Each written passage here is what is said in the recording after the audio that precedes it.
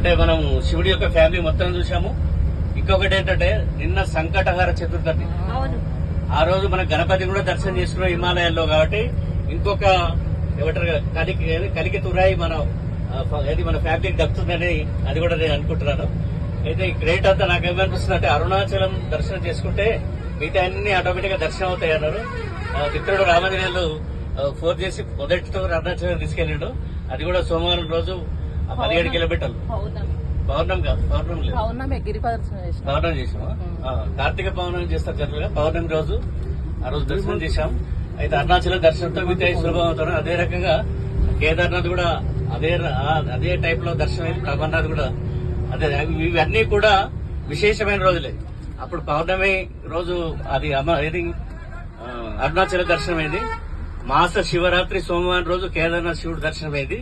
ఈ రోజు సంకటహార చతుర్థి గణపతి, ఆ రోజు గణపతి మనకు కనిపించాడు. అంటే మూడు కూడా ఒక విశేషమైన రోజున అద్భుతమైన దేవాలు చూసిన పుణ్యం దక్కిందని ఒక తృప్తి మాత్రం అనిపిస్తుంది. తర్వాత జంటగా చూడటం ఇంకా హ్యాపీ అనిపించింది.